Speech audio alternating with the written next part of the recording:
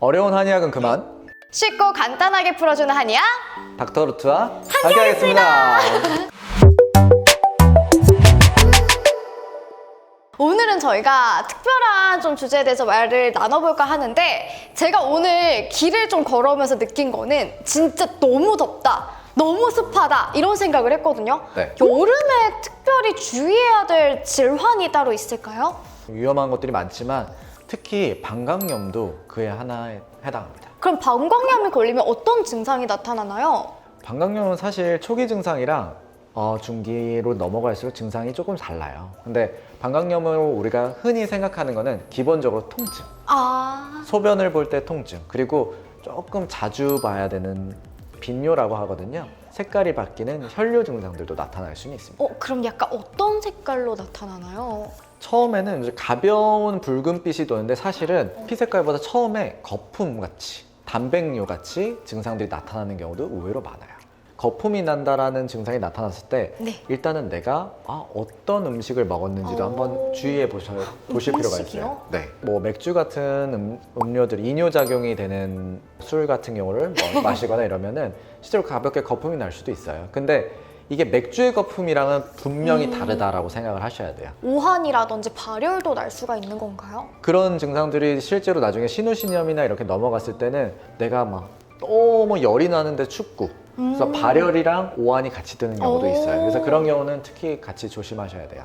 그럼 뭔가 자주 화장실을 가는 게 결론적으로 안 좋은 건가요? 이게 OABS라고 해서 뭐 측정하는 수치가 있습니다. 보통 아까 말했듯이 8번 정도 가면은 1점 정도 올라요. 그리고 15번 가면 2점 정도 올라요. 점수가 높을수록 안 좋은 거예요.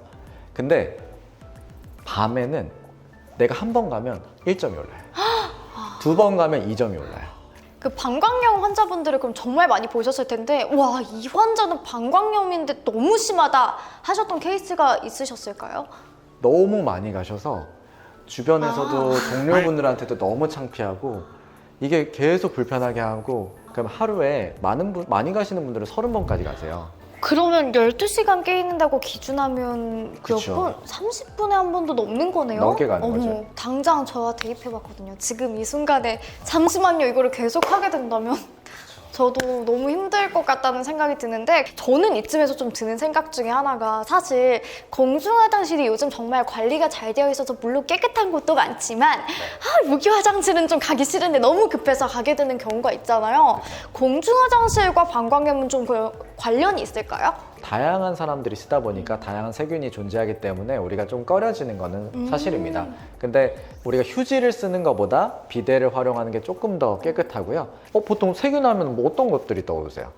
최근에 약간 좀 더럽고 이제 기피해야 되고 그쵸. 나를 아프게 하고 남이 나한테서 없는 애들이 들어와서 생겼다라고 생각하시는 경우가 정말 많아요. 하지만 실제로 최근에 밝혀진 연구 결과에 따르면은 나는 언제나 갖고 있는 사람들도 있어요. 그게 왜냐면 이콜리라고 해서 대장균의 근원을 하거든요.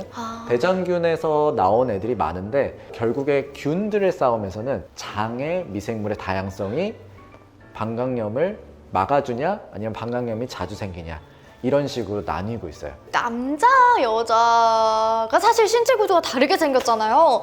누가 더 많이 걸리나요? 이런 게 있나요? 통계적으로?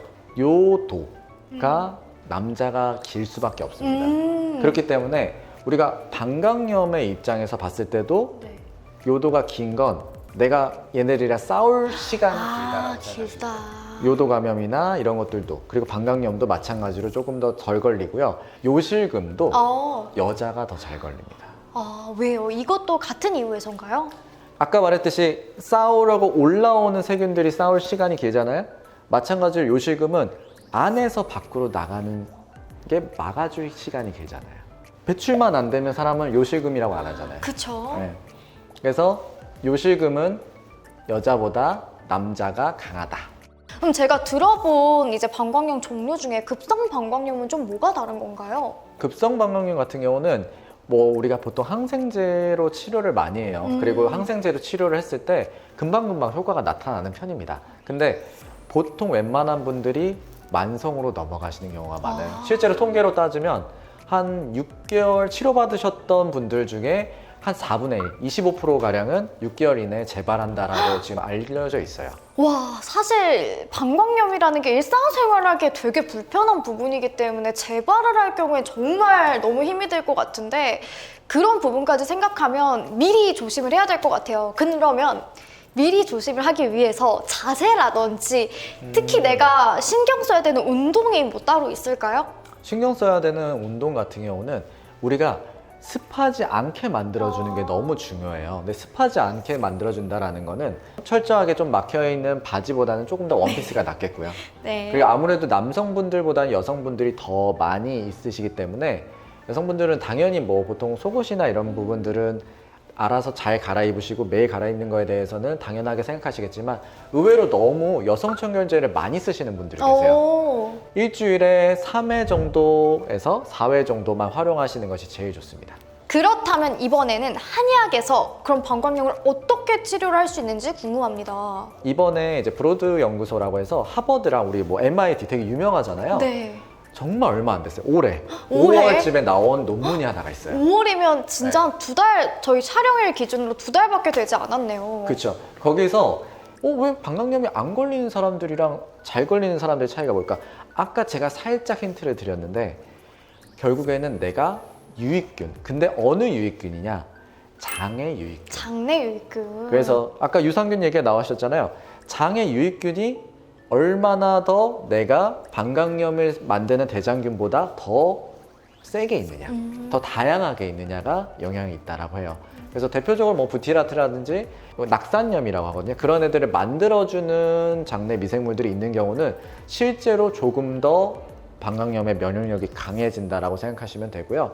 실제로 한의학 쪽에서도 미생물을 다양하게 키울 수 있는 환경을 만들어주고 있어요. 아, 그럼 한의학에서 직접적으로 근본적인 원인부터 생각을 하면서 유익균을 좀 다양하게 만들어주는 게 중요하다고도 말씀을 해주셨는데 그럼 또 특별히 저는 체질에 따라서도 잘 걸리는 이제 어떤 사람들은 좀 호흡기가 안 좋고 어떤 사람들은 부위에 따라 신체 구조에 따라 어떤 게 좀 안 좋을 수 있잖아요. 좀 방광염이 자주 걸리는 체질이 또 따로 있을까요? 이게 통계적으로 정확하게 나오진 않았지만 실제로 소음인분들이 조금 더 오래 앉아있는 체형과 그리고 오래 앉아서 뭐 작업하는 시간이 상대적으로 길기 때문에 조금 더 방광염이나 과민성 방광 등에서 좀 취약하는 경우가 있습니다. 그 방광염의 관점에서 그 화장실에서 소변을 볼 때 네. 손을 씻고 싸는 게 맞는 것인지 싸고 씻는 것이 맞는 것인지 그거 궁금합니다. 근데 이거는 정말 뭐 그렇습니다. 씻고 싸는 거를 생각하시는 분들도 물론 많겠지만 싸고 씻는 것보다 씻고 싸는 게 일반적이진 않지만 그래도 그게 조금 더 내 중요한 부위에 위생상 더 좋을 수도 있다. 근데 웬만하면 씻고 싸고 씻어라. 그냥 항상 위생 관리를 철저히 해라 이런 거죠? 위생 관리 잘 씻어라.